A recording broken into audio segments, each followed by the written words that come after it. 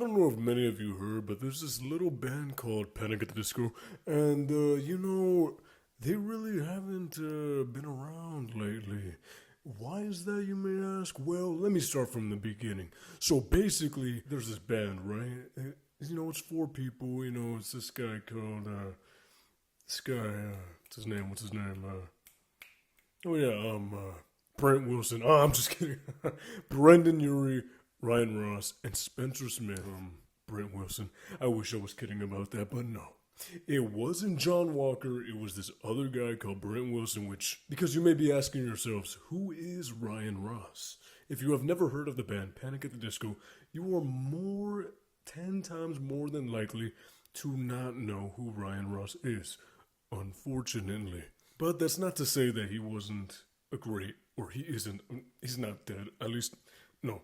Gone, but not forgotten. No, I'm just kidding. No, he's not that. Anyways, but moving on. So basically, he's kind of like the front runner of the group in the beginning. He's more of the lyricist of the group, if you will. I'll give you guys a brief synopsis of the band. Basically, you got Ryan Ross as the guitarist, singing backing vocals. He gets there in the mix a little bit. He's more of the lyricist of the group, if you will. And then you have Spencer Smith on the drums, Brent Wilson on bass, and that changes soon, and that's why you heard me say John Walker, because John Walker is actually that takes over for Brent Wilson, because Brent Wilson, let's just say he had his own issues. Long story short, yeah, he's out of the band. But they debut with Brent Wilson, but they shortly after replace him. And then there's this one guy. Many of you may have heard of him before, Brendan Urie. Anyways, moving on. So basically, he's the vocalist guy. He's like the man that sings the lyrics. The man can hit the high notes. Yeah, so they make this iconic album called A Fever You Can't Sweat Out. And when I tell you that shit bang, for generations and generations. It has been 20 years since that awesome album had come out. That album came out in 2005 on September 27th, which was not too long ago. And I actually celebrated the 20th year anniversary by going to Spirit Halloween and putting on a Brendan Urie cosplay, if you will. Anyways, moving on. So basically, they make this iconic group, and yeah, it's going great so far, their music takes off, and they have these, iconic long titles for their songs that don't really even correlate with what's in the song necessarily, but it just works. You may have heard of a song of theirs called I Write Sins Not Tragedies. I'd sing it for you, but I chime in with the haven't you people ever heard of? Yeah, that's one of the iconic lyrics in the song anyways.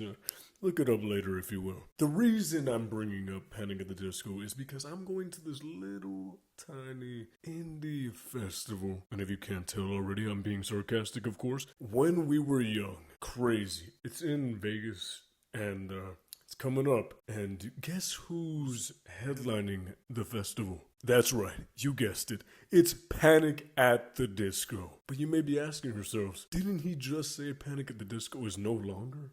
Well, that unfortunately is true to an extent. You see, now the current members of Panic at the Disco consist of one man, Brendan Urie. And of course, he has the traveling people that, play the instruments and whatnot. But there's no really other official members. Unfortunately, John Walker and Ryan Ross were an iconic duo that ended up leaving the band to pursue another band that unfortunately did not pan out. And they're still on a long hiatus.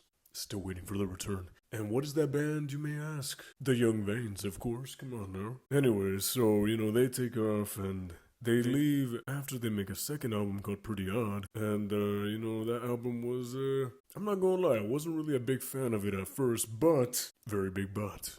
It grew on me over time, and then I just kind of realized that it was the last album they kind of created as a band. After that, it was a two-man show, two-man operation. Spencer Smith and Brendan Urie. And then, after that, they made Vices and Virtues, another iconic album, top 3 albums, of Panic at the Disco. Discography.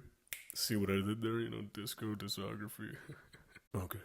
Yeah, so you may be asking yourself, how is a band that doesn't really exist anymore headlining this big festival? Well, that's my question exactly. And none of them have really talked about it. And let me just say, on the poster, it says, performing A Fever You Can't Sweat Out in all of its entirety. What does that mean? If that statement is true, that would actually mean that I would see Ryan Ross, Spencer Smith, Brendan Urie, and Brent Will. I'm joking. I don't think I'll see Brent.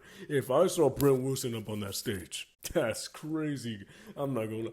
And then possibly John Walker, you know? But a lot of people have their theories, you know? A lot of people think maybe it's just gonna be a Panic at the Disco, aka Brendan and Spencer, and then a Young Vanes reunion. But what my hope is, of course, is to have all 4 original members. And I will definitely report back what I encounter and what I see. Let me know your thoughts about this in the comments, and yeah, thanks for watching.